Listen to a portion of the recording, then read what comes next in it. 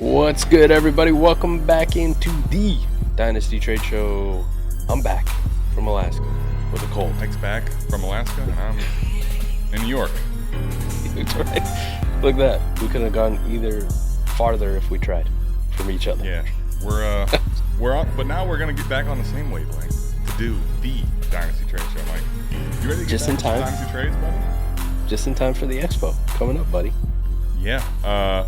Have you been able to get any trades done lately, or not really? No, I was on a fucking cruise ship in Alaska. I just was wondering, you had time to do some content. You put that Twitter post out. I was like, damn, has he been getting on his trade back too? Not the best I had. That was it. Well, that's all I got. I only got one trade done, but I got one done for us. And Mike, believe it or not, this is one that sometimes you got to just hit the button. It's a counter that feels a little too good to be true. Let's see what you think of it. Welcome to South Harmon. So here's the league. All right, this is Fade the Fetal. Speaking of BDGE being here, this is Emperor Goose, which is Justin Guzman. He's a shithead as well. So Mike, he wants Garrett Wilson. He wants to get himself a somewhat elite wide receiver, right? So I have neighbors. I have JSN and Garrett Wilson. I think he thought that Garrett Wilson was going to be the cheapest of the three, which probably would be true. But JSN and him probably a coin flip. I told him I wanted 2 firsts. That offer was sitting in the inbox for, I don't know, Mike, a week and change. I was getting ready to pull it. Then I get a counter. And this is what it is. So I'm receiving Jordan Love, Jaden Reed, and Luther Burden, sending away Garrett Wilson. What do you think here, buddy? Well, I mean, I'll start it off just I study a lot of ADP, right? Keep track of the trends. Not just Keep Trade Cup, but ADP. Shout out Dynasty Data Lab for the dope-ass tool, being able to track real fucking leagues. These guys go, like, right next to each other. They're like neck and neck. They're literally it's funny because right before I hit the button, just to see if anything had been changing, they were 1 pick apart, literally 308 and 309, I believe it was, when I hit the button. So 12-team Superflex leagues like this, start 10-2. I don't know what the warp is. We'll find out. Yeah. But I'm going to imagine quarterback warp is pretty good, right? The smaller number of starters, the better the quarterback warp usually is, right? Because you don't have as many to dilute starting 2 quarterbacks. It becomes pretty fucking important. Jordan Love's not like a god-tier quarterback by any stretch of the imagination, but he's pretty good. So if we're telling me I'm trading an equal-tier wide receiver for an equal-tier quarterback, Adam, I'm taking the quarterback in the scarcity 100 times out of 100 times. And then I don't even care about the Jaden Reed Luther Burden thing. That was just free shit that you got on top. Like, here you go. Congratulations. Maybe Goose was really flush with quarterbacks and he felt like he needed to make the move. But I don't see a lot of, speaking from casino life on the cruise ship, not a lot of outs on this play. You know what I mean? Not a lot of ways to escape this hand that you were dealt. Yeah, it's kind of crazy how things can change in a year too. Because he bought Reed from me last year, and he wanted the stack of him and Jordan Love, right? So he's sending me back the stack, but he has Justin Fields, and Justin Fields was going to be his quarterback 3, now his quarterback 2, and it's kind of crazy because I don't know how serious it is, but apparently he got carted off with a toe injury. Dislocated toe. Right, weird time that we can break news on the trade show. Crazy, by the time this comes out on Saturday, it's not breaking news, but today True. It is. Dislocated toe. So, I don't know. I've heard reports that from the Twitter doctors, which they range. They're pretty good at their jobs. I like the information, but the reports could be. I heard day to day. I heard week to week. I've heard there's also a real possibility maybe he has a slight fracture in there. Yep, and then if he can't deal with the pain management, you're looking at 6 to 8 weeks. So I mean, it's a pretty wild timeline on this one. I mean, it's late July. 6 to 8 weeks becomes a problem, right? Well, it's also a weird injury, man. How many times have you ever heard of a dislocated toe in football? Like you dislocated shoulder, dislocated knee, dislocated fingers, obviously. Like Jerry Rice's hands look like terrible from catching all the passes. All the fucking weird. You can't make your fingers go those ways, right? Dude, I've watched and played football a long fucking time, man. Dislocated toe, that's kind of a new one. That's the other thing too. To think about the cart's coming out for a toe injury is also like, Well, holy crap. the actual reports too, right? Just so we're transparent. I didn't on read this. anything other than the headline Okay. for the record. You're good. Just so everyone knows. He got stepped on by a defensive lineman during a drill. Oh. He hobbled to the sideline to the medical tent. They put the tent up. They did their evaluation. Then they brought the cart They took out him out. Okay. to take him in for X-rays and such. They brought the cart to the tent to take him in. Got it. Yeah. It wasn't like he was laying sounded there like they on brought the ground. the way the headlines were is like the cart came out to the field. I'm like, holy crap. The carted off thing is all. You take that shit with a grain of salt. Okay, it's always a grain of salt. It's always plastered on the headline too. But if you take a look at the warp too, right? From this standpoint with Fields and the quarterbacks, Mike, I'm looking at basically 20, but that are going to be above in the multi-year graph, right? That are above 1 wins over replacement, and that line is very high at the top too. Basically, once you get to quarterback 12 and above, quarterback is running supreme. I mean, this is, I think, a little bit juiced, honestly, because I think there's a 6-point passing touchdown. I don't know if there's any other bonuses for the quarterbacks. It's a tiered PPR, so it's only half point for the running back as far as PPR goes. I'll tell you this, Mike. This is one of those moves where it's like it's too good to be true because of Burden and Reed being in there. I also kind of needed a little bit of depth. I felt like it didn't make sense to pass on the deal, but this is one of those where I think I'm going away from roster construction in a sense, right, by getting Jordan Love. Now, I already had J.J. McCarthy, Dak, and Caleb, but you know what the quarterback hoard's all about too. So I'm happy to take Jordan Love, move on from Garrett Wilson, and then one of the nice things about Jaden Reed here is I think where Jaden Reed can become really frustrating. I mean, just as you saw the back half of the year, he was horrible, right? So it's frustrating in general, but if you start trying to figure out what weeks to play Jaden Reed and picking and choosing what weeks to start him, like if I'm going to actually have him in a lineup league, Mike, it almost freed it up to where now he's just locked in, at least at the moment, in a flex spot, and I'm kind of expecting a bust, but if he booms, you know? And Luther Burden, we'll see what happens. I'm not expecting much from him year one, but how many receivers have we seen top 50, Mike, right? Early second-round picks like him play really well, and then all of a sudden they have a huge value spike too. Yeah, I don't want to soak you here. You know what I mean? If you know, you know. You should 100% soak me. Come on. You watch David. I'm going to soak you here, Adam. I am. I'll say this, too. Like, the actual context of it diving in, we haven't discussed this trade, and I know you're my guy, but I've also kind of shit on your trades in the past, too, when I don't agree with them. So this is my honest fucking opinion. You should soak me only if you want to soak me, okay? There we go. The deep dive into it for me, looking at the lab on this one, on your team construction, right, and putting all the pieces together on this one, you are very flush with options at the quarterback position. Very flush now with options at the quarterback position. Obviously, losing Garrett Wilson hurts your wide receiver depth. It does. Right. But here's the thing. You're competing with two other teams. Looks like we got Jordan and T-Rock, right, on the top of the lab standing. Both of these guys have a quarterback depth problem. Sure. Big time. I mean, they have fantastic starting quarterbacks, right? Jordan's rocking Jaden Daniels and Trevor Lawrence as a super flex quarterback. But his QB3 right now, best value on keep trade cut-wise is Zach Wilson. Okay? I mean, and he has I'll tell Mike, he has missed the playoffs somehow year after year, but his team, it's almost like because of that, now his team continues to go from this sexy team to now it's like, all right, on paper, if you look at a lineup league, you're like, well, shit, right? And so we'll see if he actually puts it together. T-Rock, to your point, he has no backup. He has no quarterback 3. T-Rock, very same story. Jalen Hurts is starting quarterback. Brock Purdy is a super flex quarterback. You're like, okay, that's a good quarterback room. First quarterback off the bench, Joe Milton. So I've heard the best quarterback for New England before, right? Yeah, except for they send him away. He doesn't play New England anymore. Until they send him away.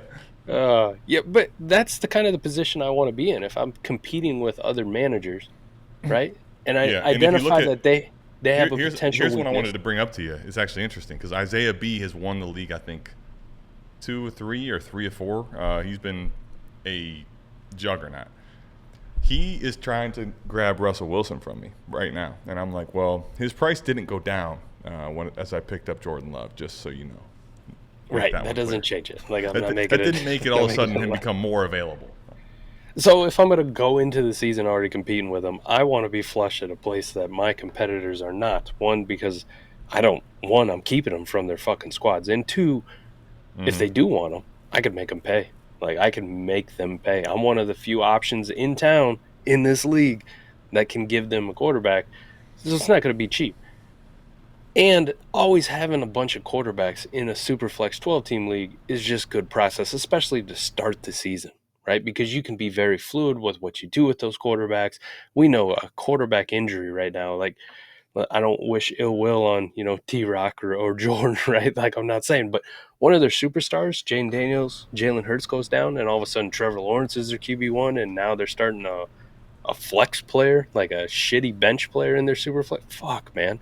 Like, this shit happens and it's brutal, and it can change the entire trajectory of how your contender season was going to go.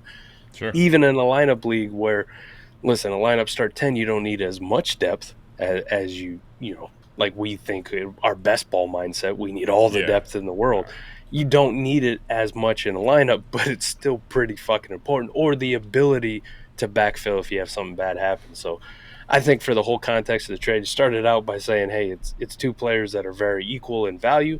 That's not just my opinion. That's fucking Startup ADP's opinion. That's Keep Trade Cut's opinion. That's the general consensus of the community. I'm going to side with the quarterback every time anyways. And then I look at the full context of it and I go, yeah, you kind of fuck the teams at the top too a little bit harder. Like, yeah, let's do it, man. Soak away. Yeah, and it's crazy because, when you're kind of looking at your lineup, like I think a lot of times in the offseason especially, the roster baiting term, right, so to speak, was soaking, yes. Right? Like people like to look at their roster and how can I make it look prettier in the starting lineup, which leads you into exactly kind of what a goose move here is of.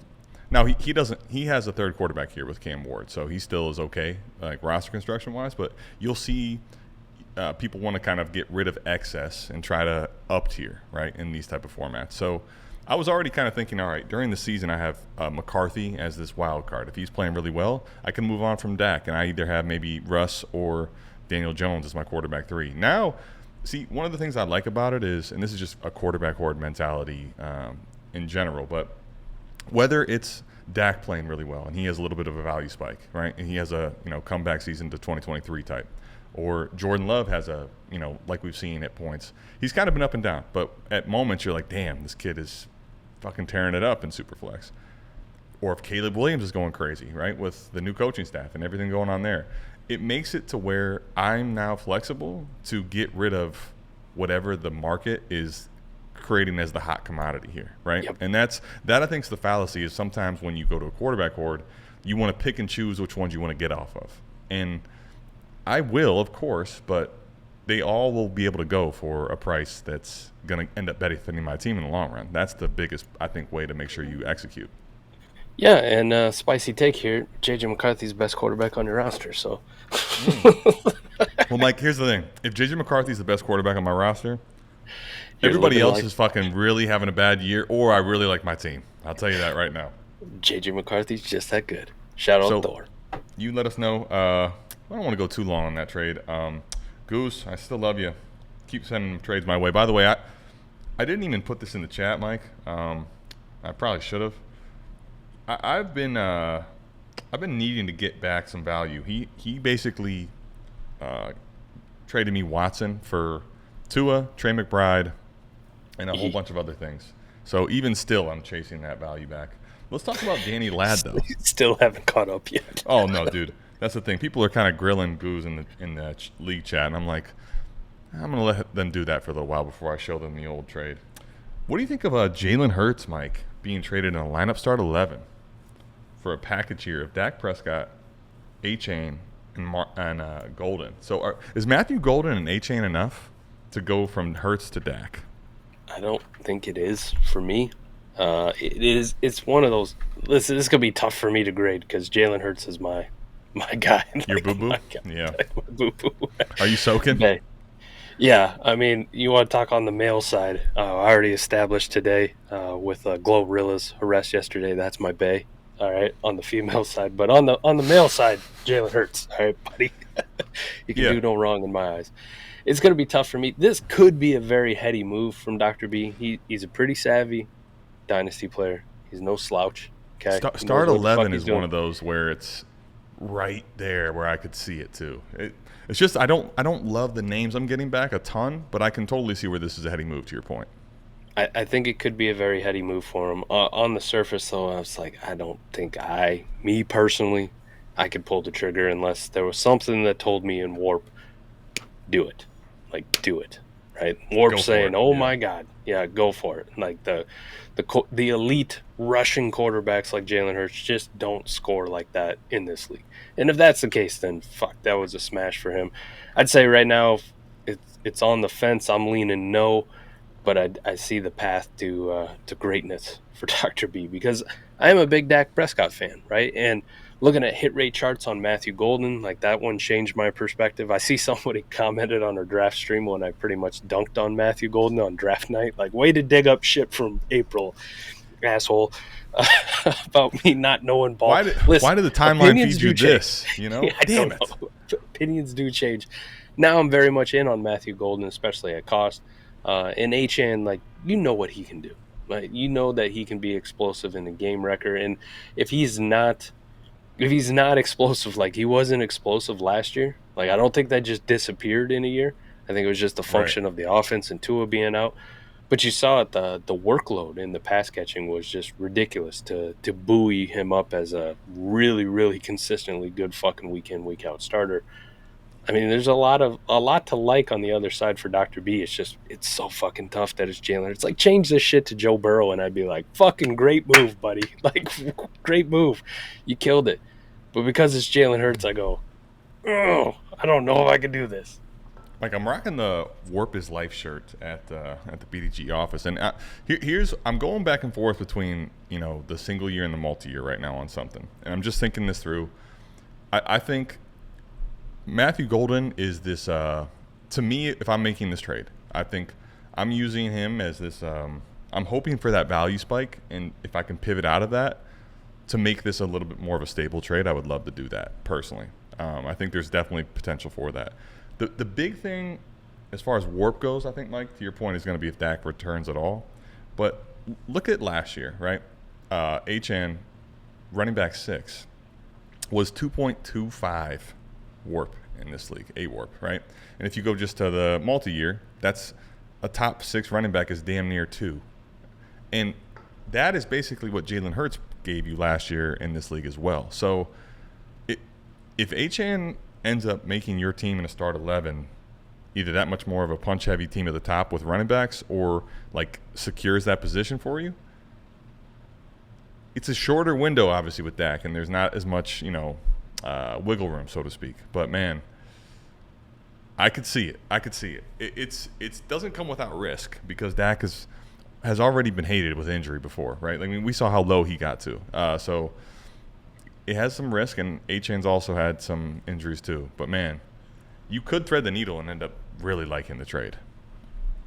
I probably still, in a vacuum, if I don't know team builds, I still probably want Jalen Hurts, to be honest. Like, I don't know. I don't want to, like, shit on Dak too much because I like him for a big bounce back this year. I really do. This is kind of the honest truth. But let's just hypothetically just assume last year repeats to this year as far as running back scoring being juiced and Jalen Hurts kind of being up and down but still good, but just not top 2, top 3 like he has been for the last how many fucking years. Okay, let's just assume that shit repeats. If you wind up with the Dak Prescott somewhere around, like, what Aaron Rodgers or Caleb Williams or Justin Herbert gave you last year at a 1.3 warp, while if Achane does repeat and he's back above 2, right, for sure, and then Matthew Golden's the extra, I'm here to tell you, if you add all that warp up, it's still not as fucking impactful as having that one quarterback who's going to sit at, 2.5-ish type warp. Like, that is a fucking league record type deal, right? That's a week in, week out. My guy can get 30 fantasy points and just fucking dunk on your QB1 every single week. And all of a sudden you're starting from a 10, 15 point hole. While Achane is good and Matthew Golden's a little bit extra, damn, man, that's still like a big fucking hole to climb out, and I think I still prefer Hurts there. The multi-year warp really lends me to believe, listen, I want Hurts in this package, But I do see it, right? That's the scenario if Dak is just middling. If Dak's anywhere close to being a QB1, a top 12 quarterback, like I think he can be again, fuck it. Like, let's go. Yeah, because give me the HN, give me the Dak, give me the Matthew Golden. I'll send away Hurts on the tear down. Yeah, I think if we start 11, Mike, I'm even kind of leaning a little. I think I'm leaning the package just because I think Hurts, obviously, we know and it is peak, right? If we get peak Jalen Hurts, which we've still seen play, for those that forget, the Super Bowl winner, right? Like the Super Bowl MVP Jalen Hurts? Yeah, exactly. Like if he is at his peak, certainly a league record. But Mike, even just last year, more impactful than Jalen Hurts was Devon Achane in this league. So, like, I mean, if you told me that one of these pieces has a chance to beat out Jalen Hurts in warp, that's the other stuff just extra in the start 11. So, again, I think it's a good trade at least. I'll tell you that. Yep. Flock me silly, Mike. We've got C. Smith TFDR, the fantasy draft room. For those that don't know, he's sleeping. Sleepy Cody. Or is he? Is he sleep at the wheel? Rashee Rice, Jared Goff, your boy Rashee Rice in the trade. We got to love that. Jared Goff in a first in 27, Mike. Or Drake London, Thornton, and Drake May. Shitox and Redux, best ball star 14. So, I mean, it's three pieces for three pieces, so it's not. Well, do you call Thornton a piece? Let me ask you that. Not really. Okay. All right. Let's start there. Then. I mean, we talked about it a couple of AMAs ago back with rookie mini camps. He was fun. Yeah. He's fun. Like I'm interested. Okay, I want to get him tossed in a deal or see. I would like to have him on all my best ball start 14s, but I don't want to pay for him anywhere near the assets that are in this deal. So I'm not going to consider him. The real question is, for me, man, Drake May over Jared Goff. That's not a fucking question. Yeah, what's and the I'm difference? Taking Drake London over Rashee Rice. Agreed. I mean, I'm taking both pieces Brad O's had. Is the difference enough to leverage your 27 first already? That's the real question. And that's a tougher ask, right? Because just you talk random first, you go, oh, yeah. But it's 2 fucking years out, man. And it's in a class that is just, I mean, it is on goddamn, Ryan Williams and Jeremiah Smith, shout out College Football 26. Stop the hate, by the way. That fucking game is actually really good. It's better than last year. You guys are whiny bitches. I haven't played this year. I need to play it. It's great. Is it way better? I think it's better. I think it's way better. I think the animations are smoother. I don't want to get on a big tangent here. Okay. Listen, you can come check me out. We'll reel it in. Hopefully next week, this cold's gone and my ass will be streaming College Football 26 on South Harmon Vibes. But love it. I mean, those 2 guys from that class are on the fucking cover, right? Yeah. Like, they're on the fucking cover. The 2 best wide receivers rated in the whole fucking game as sophomores, true sophomores. Yeah, I was about to say, guys, after their one freshman season, right, taking the cover of the game. Yeah, like, good Lord. That's what makes it so fucking tough, man. Like, you told me this is a random 26 first. I was like, fuck it, let's do it, man. But I see what Cody's doing here. It's also, shout out to me.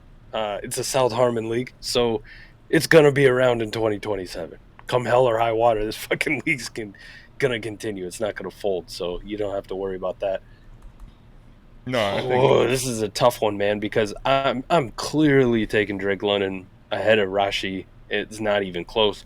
And as good as Jared Goff's been the last couple of years, listen, with the Ragnow retirement and then Ben Johnson leaving that system, dude, you can see the case for Jared Goff to go back to more like Rams Jared Goff at some point, and you're like, that's a scary fucking proposition. Like, hitch me to Drake May all day on that one. Man, this is such a big balls move by Brado to just go like, yep, I'm pushing this 27 first in to get this over. And I just want to say, because ex-member of this league, when I cut back, this was unfortunately one of the ones I did cut out of. Mike, we need to talk about the Superflex thing here, because this is actually 3 Superflex options in this league. No starting quarterback spot, but 3 Superflex choices. I already, Mike, because it's start 14, was going to take the Cody side just because, yes, I do want I do want Drake London ahead of Rashee Rice, of course, Mike. And I do want Drake May ahead of Jared Goff. But I probably, in a start 14 best ball, before the 3 quarterback thing, am going to just take that first out of process, and because there's so many damn starters that you need. It's on a camera dice. Love that. They're like, no, you're wrong. You're like a transformer. Yeah, what the hell's going on? Essentially, right before my camera died, as you could tell, right? I was going to take the first, just being as the extra piece here, because Jared Goff relative to May, I want May, but I think a lot of that is not necessarily locked into production. It's in dynasty value. Now, you could trade that away, but give me the extra piece already there. The Rashee Rice suspension potentially does make things interesting there. But here's the big thing. When you tell me there's 3 quarterbacks now, Mike, that I want to start, that fucking first just becomes even more liquid gold. I mean, I'm talking the liquid golds of liquid gold, you know, like we're having fucking Velveeta, like that type of shit. That I want that first in the 3 Superflex league, because Jared Goff, if I had to go to Jared Goff from Drake May, but I have a potential to pick up another starting quarterback in this league, I couldn't sign up for that quicker. Three quarterbacks that you have to start or optimally will start in best ball, huge, crazy. Yeah, in this one too, even though the quarterback scoring is depressed because you can start 3 of them even in a start 14, they run the world. They run the world in this league. And that is even if you want to look at last year. Like, running backs were, oh my God, they were awesome. Right. They're still up there. Like, they're still beating out some of these fucking running backs 1 for 1. Then you look at multi-year warp and they smash every other position. The only hesitation I'll have is we don't really know what the 27 quarterback class is going to be. Like, we don't know if it's going to be a good one or a bad one. Like, sure. we kind of feel the potential of Arch Manning, and then, you know, there's some other names that could be in that class that could make it good, right? And we're still a ways out. And I do get your point about liquidity too, but if I could also get off an old quarterback like Jared Goff, who's, you know, could be on the downward trend with everything that I named above for a ascending, even if it's just Fuga's dynasty value at this point in Drake May, that's still the asset that I want to have, because as soon as people go figure out that quarterbacks run this fucking world, the Drake Mays of the world become infinitely more valuable, right? So if he goes and tries to sell Drake May, you know, if he has a couple good games at the start of the year, he's getting way more than the first. Back to the point about the 27 class, though, right now it's built on wide receivers, right? Ryan Williams, Jeremiah Smith, who I alluded at. That's what we know, and that's what we're salivating over. That's wide receivers in this league mean fuck all, right? Warp-wise, they mean fuck all. In best ball, they always get more devalued. And then, Mike, you're starting 14 players, right? Like, it kind of becomes a jumbled mess. Like, I'll take all the Jacoby Myers all the time in a league like that. So I think the interesting part, though, is, to me, the value ends up making sense on my ability to probably trade and turn that 27 first into a player in production, just on the surface of it. But what's always interesting about a deal, but especially in this market, the big question is, could you have traded away Drake May and Drake London? Could you traded away the Drakes at a different time for more? That's, I think, probably the only scenario.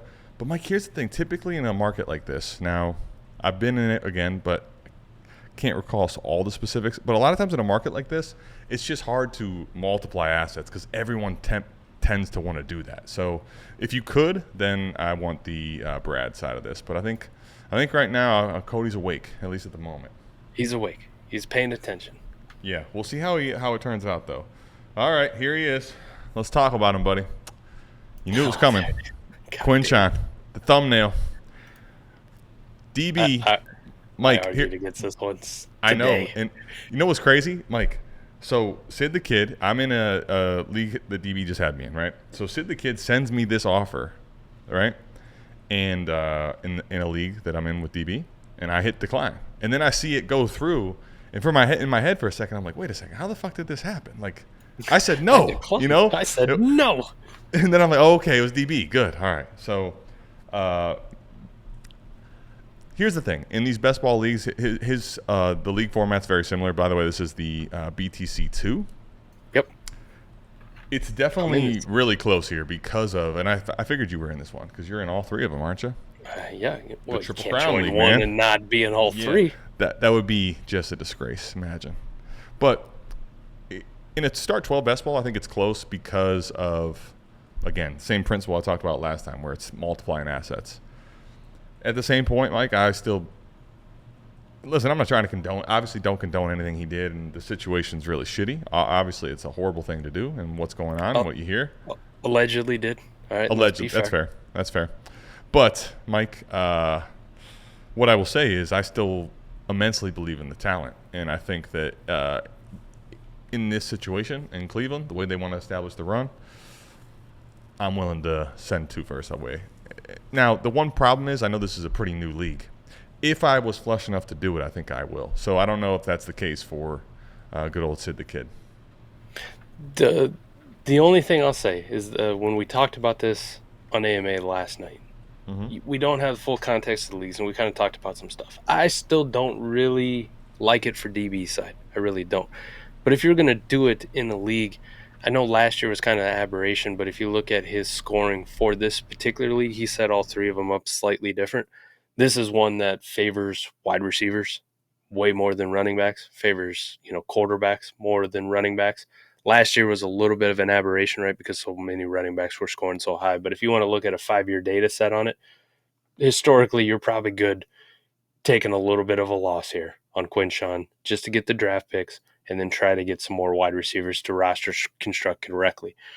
It's just a tough one for me because I do believe in Judkins. The only thing I don't like was just this. I don't know where the fuck this came from. Maybe it was maybe it was people just trying to prove their point, right? But the words got floated out there somehow in this discussion that Judkins wasn't a good prospect, and I don't understand where the fuck that came from a guy who dominated in the SEC as a freshman and then was a big part of Ohio State's championship run and then had the combine he had. I get it. Last year's Cleveland Browns offensive line was not fucking good, but how many times have you seen shitty offensive lines, have an off season, bring in a couple free agents or a couple draft picks, and all of a sudden you're like, well, that was a top half of the league offensive line this year, and they were much better at run blocking, and maybe they didn't look as good at run blocking last year because Jerome Ford sucks at finding holes. He's got that Trent Richardson Cleveland Browns. Yeah, and I mean, God love him. God knows I love him, but Chubb wasn't quite moving the same too, right? Last year, I mean, obviously, I'd say with the full league context, this is a fair deal for each side. I understand what DB's trying to do, and if I was going to do it in a league like this, and it would be in a league like this, it would be selling off some of my portfolio shares in a league where running backs are multi-year warp devalued. Also, though, I can see it even in a league like this. I could be on the Sid the Kid side, fuck it, I'll take the little discount. I still believe in the guy, and they're allegations. People, we haven't had fucking court date. We haven't found out the full fucking truth. We won't know that for a while. We don't know when he's getting suspended, if he's even getting suspended. This could be just an afterthought. People forget Xavier Worthy was guilty for 24 hours of this shit, and then we fucked up here. We fucked. I've seen this shit happen way too many fucking times in this panic. So, ideally, I told people on AMA, if I got Judkins, I'm holding unless you're giving me, a first and a second at this point. I'm good, man. I'm good. I'm just going to ride this one out and see what happens. Yeah. Here's the only thing I will say about it, right? I think process-wise it makes sense. I think, truthfully, Mike, process-wise, this even made sense before any of the news happens. To me, the question I would ask is, if the news didn't come out, do you still make the trade? I don't think he does. What's that? I don't think he does make this trade. I don't think so either. And I guess I'm not saying it couldn't pay off because there is news, right? But Mike, if we say, based on all the stuff we have, in process, we have a very clear set of 4 to 6 games. Don't we pencil in most running backs to miss 4 games throughout the year anyway? Yeah. Yes. Usually honestly, do. So my big hesitation is like, one, we don't know how much he's going to miss time. Two, we don't know if it's going to be this season. If you wouldn't have made this trade before, it could end up being a win now, right? Because we don't know what's going to happen. We do know something will end up happening. It may just be prolonged. I personally probably would have held off. I don't like to typically make a move like this if I wasn't going to do it prior based on a news cycle. That's just typically I try not to anyway, because I end up making bad deals that way, you know? I'm interested too, because Barry's got Ashton Genty on his roster, and one of his arguments he gave to me in the Discord today is it's fucking running back's the least valuable position I give shits about. And he liked him enough to take him 1-on-1 or, get him in a trade. I think he traded for Genty, right? Ooh. It's just throwing it out there, buddy. So you got to apply it top to bottom, my friend. The one thing is Genty and maybe I don't know what his plan is. His plan may be just to hold him for all fucking eternity, and then it doesn't go. It may go out the window and be irrelevant now. But I think Genty can go for rostering him to try to wait for some of those explosive weeks. He could go for an absolute fucking haul. So good. I gotta chide my Canadian 100%. Brother. Quinshon, Genty, same thing. All right, DB. All right, Garrett Wilson makes it again. I thought we were having Quinshon thumbnail. Maybe it's G-Dub. Garrett Wilson, Mike, would you tear down from Justin Jefferson and Devon A-Chain to Garrett Wilson to grab Jackson Dart, Dalton Kincaid, a first from D Goodies, and a second, both in 26, and a best ball start 12. It's a 1 full point for the wide receiver, 1.5 for the running back. It's a 2.0 tight end premium. It's a 0.2 points per carry as well. Trade Central, Mike. Is this enough? Yeah, it's more than enough.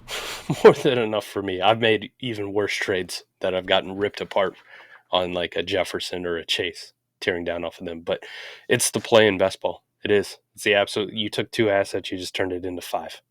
Even though I don't even really like Dalton. I was going to say, can we call it 4? Really. Can we call it 4? Listen, he's a tight end. He could fit the A-Warp tight end life, baby. Like, welcome to it. He's valued way more than that, but he fits the A-Warp tight end life, right? So it's 5 fucking assets. He did a 2 for 5. I'm doing this all the time. And it's not like I've done it for shittier older players, right? Less sexy in Dynasty, like just production-wise. Garrett Wilson, you saw, obviously has value. You can get Jordan Love plus. For Garrett Wilson as we start the show. Jackson Dart is a first-round drafted rookie quarterback. That has value. A second-round pick, that has value.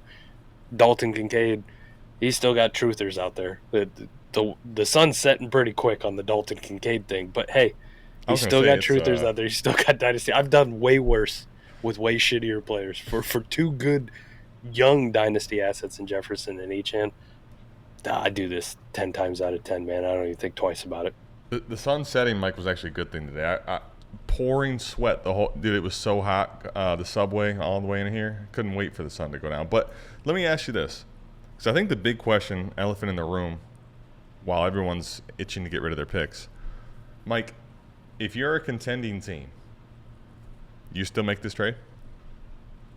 Definitely. If I'm a contending team, I make this trade too. Even more so than if I'm a rebuilding team. Yeah, I threw the lob to you, but I want you to tell, because that, I think right now, for people, feels extremely antithetical, right? It does.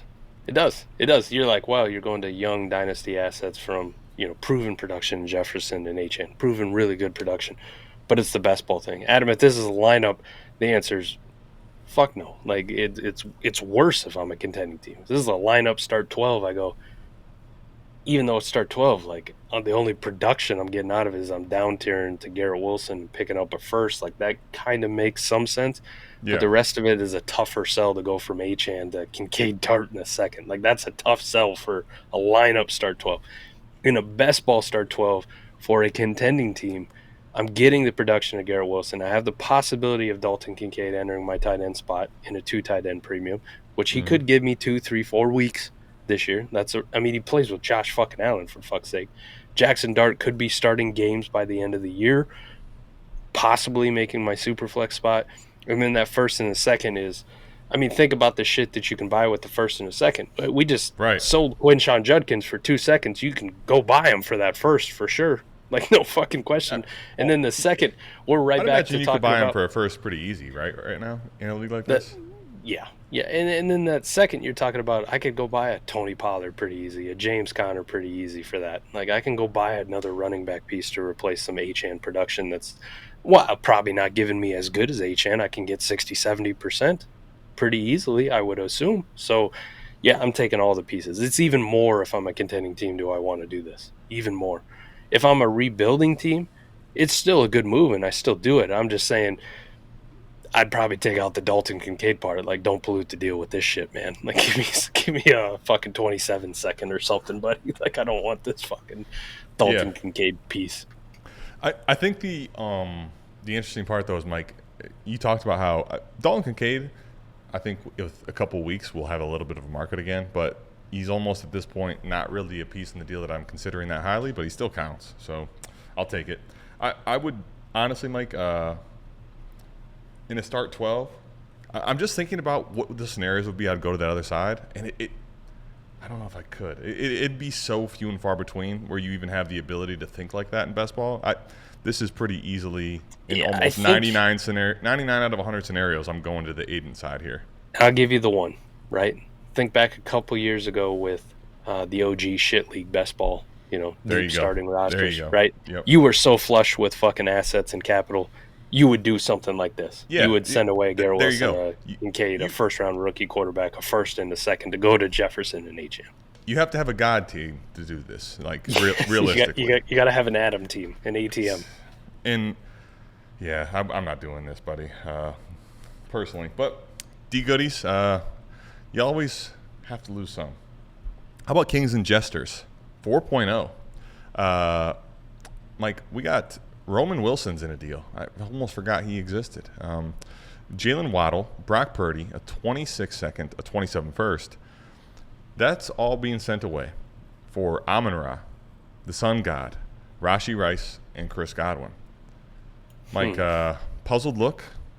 Just tell us what's going on. I'm gonna try to cancel some things out or say things that I like. I prefer Waddle over Rice, but I assume their market's pretty fucking similar. So if we want to take those two out on each side. So that leaves, I don't give a shit about Roman Wilson in the lineup league. The second, Brock Purdy, and the first for Godwin and Amon-Ra.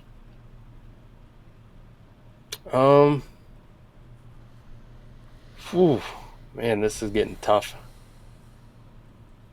So Amon-Ra over Purdy, I'm probably taking the second. Like, as much shit as I'll talk about Brock Purdy, the process still plays with super flex quarterbacks. Like, it still plays. Amon-Ra's, God. Purdy in the second, though, just feels like Purdy in the first feels too rich. I was gonna say, what about Purdy and Waddle? I feel like Waddle's not quite a first, but people probably still would pay that. But he's obviously more in a second. Man, this is a tough one. Man, the fucking Roman Wilson thing just pisses me off. B-Hall. I mean, I imagine, I don't know who sent the deal here, but it's like, if you made me take him, I guess. Take him and then probably cut him. I don't know. No, well, I already canceled Waddle and Rice out, so I'm trying to fucking unfuck myself here. Okay. Let's figure this out. Well, Mike, let me ask you this then. Rashee Rice in a first. Which one do you want? Rashee Rice are the first? Mm-hmm. I'm taking the 27 first. So then basically, even if you made it Purdy in a second, what you said was light, right? Yeah. You still want the other side. Yeah. Because Godwin. Fuck. Man. This might be the first time ever I've been stumped on a fucking trade on like which side I want. I mean, here's the thing. Like, I clearly want the bottom side on two occasions. If there's two things true. If I actually have quarterback depth affording that I can get off of one clean, right? Mm-hmm. And two, if you feel good enough about this team to where this 27 first doesn't have lottery ticket in the mix. If those two things are true, I definitely want the bottom. However, Mike, if those two things are not true, it could be a complete flop to the other side. It could be. It could be. B Hall has the worst team in the league right now. All right, so now if you're on the other side of it, right? So if you're B Hall, dude, listen, I want to get off of a lot of assets and multiply. Now, you definitely have done that, I think, here, minus Roman Wilson. But, like, I would love to sell Godwin. And I honestly probably still would like to sell Rashee Rice given the off-the-field stuff going on, right? Mm-hmm. Oh, man. Yeah. This is – you get the context. You look at the lab on this one. It's B Hall side by a fucking country mile. Really? Yep. So it's a team worth betting against, huh? It is. It is. Right now, it's the seventh best rated team on the lab. No third quarterback. Draft picks this year, they haven't had their rookie draft. He's got the 205, and now he's down his 26 first. He has none. He has no 26 second, and he has no 27 first. The bench depth isn't that fucking great. I mean, like, number one running back option off the bench is Ray Davis. Number one wide receiver option off the bench is Rashid Shaheed or Michael Wilson, like whichever one you choose. So it is a starter-heavy lineup that already isn't rated that high, now with no draft picks at all, to give me the fucking B Hall. So I don't even care that he polluted the deal with Roman Wilson. He was just like, I'm taking that dart out of too. Like, you're not even going to get lucky if by some fucking miracle Roman Wilson is something this year. Yeah, I mean, like, on the surface, I can kind of see it when you're looking through the team, and then as you scroll, it's like, here's the thing, Mike. I can get behind, in a way, kind of going with the top-heavy approach. If you told me, Mike, that didn't also constitute Jalen Warren's currently in your super flex, in a flex spot. Like, Bryce Young is your super. There's enough scary issues here for me to say, okay, you're not even that top heavy, right? Like, if you told me Brian Robinson and Tyrone Tracy, Mike, let's just call it, these guys might not be even close to the 1As for their team. I mean, let alone. Could happen, yeah. I couldn't do this, dude. I'm not to mention your entire bench, Mike. Your entire bench. Here's the other thing, like with roster construction, Ray Davis, Roshan, and Antonio Gibson. I mean, a lot's going to have to happen for them to probably have a huge value spike, but you could see it. Those are the only running backs. You have no like big value spike coming anywhere. So this trade, no, my goodness. I want that 27 first for sure. Yeah, this was easy once you got the context. It was tough. If I'm thinking about it, both teams equal. I don't know the fucking context. It's tough for me to decide. Once you dive into the context of it, you go, fuck. This is. I bet against this guy all day. Give me your fucking picks, buddy. When you see a trade like this, those are the two rules, buddy. And if you break one of those two rules, I want that other fucking side. And I do not change here. Think about all the assets that he gave away that first and the second, and he got Rashi, and he got Amon-Ra, and he got Godwin. And you're like, where the fuck did this team start from that you were like, oh, listen, I'm only these three pieces away. I'm only three pieces away. You know because what, those three pieces are in his starting lineup right now, and his team still looks like not that good. Yeah, I think that's kind of being able to move off of premier assets like this sometimes is hard, even when you're rebuilding. And this is where if you find someone that's just itching to burn their picks, and you can pick like, oh, those are the ones I want. Look, yeah, you got to get off of some prime assets to do it, but it's worth it, I think. That is the Moneyball, Billy Bean in the movie, right? Gentlemen, when your enemies are making mistakes, don't interrupt them. There you go. Don't interrupt them. Yep. It's a process. Wow. It's a process. Now, Mike, speaking of don't interrupt them, my friend, the hell's going on here? Amon-Ra's getting Mike. Just tossed I told you, Mike. I told you that I was offering Garrett Wilson for 2 firsts, and instead I got what I thought was a better offer. But you could argue that it wasn't. Mike, I know we talked 2 seconds in best ball and whatever. Lineup start 11. Are you sending away Amon-Ra for a first and 2 seconds? No. And a third. Don't forget the third, but no fucking way. I don't understand this one at all. How the fuck you get Amon-Ra so cheap? Amon-Ra should command at least 2 firsts, right? Like, that's where you should start. 2 firsts, and then Adam, there's you and 8 I receivers, can I debate think. that for... Yeah, there's 8 receivers, I think, right now that are 2 first minimum to me, right? And where I would put Nico Collins as the border in or out of that, right? Like, I personally, in some leagues, will go even higher than that. But Amon-Ra's 100%. I don't care how much you disrespect him. There's no way you don't have him in your top 8. So it's it's like MySpace. There's no way you don't have Amon-Ra in your top 8, you know? Somehow Fresh Scrub walks away, too. Still owning his own first. Still just chilling with it. And his 27 first. He's soaking. He's still soaking. He's just still soaking. And Amon-Ra now on his team is his wide receiver 3. Like, how many fucking rosters can you say Amon-Ra St. Brown's my wide receiver 3? Right? He's the 3rd best wide receiver on my team. And that's pretty standard, Adam, because he's rocking Jamar Chase and Malik Neighbors. So, lingerer, man. He's a lingerer. I mean, dude. What the fuck? Mike, explain this to me, though. In what scenario... Like, I'm trying. In what scenario am I like, yeah, I'd rather have this liquidity? If that free balling first was like, you know, from one of those guys we make fun of in the leagues who like never wins and always picks 1 or 2 every rookie draft. If that's his first, you got a case. You know what I'm saying? Like, this is locked in. This Steve is the worst team in this league, man. He's always going to be 101 or 102. He's been the 101 for the last 3 seasons. And he's not getting any better because he doesn't even have his pick. That's not going to change. Right. Yeah. Maybe.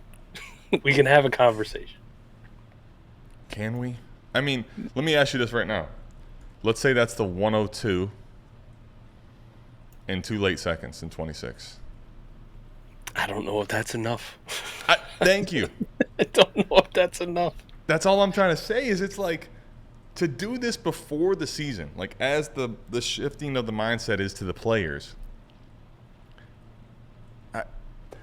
You never know, and closed mouths don't get fat, I guess is the thing, right? Go explore trades. So you never know what might come your way. Starting off the trade I got, it was not an offer that I was going to send out. I was not going to go send him that offer. I would never came about it myself, right?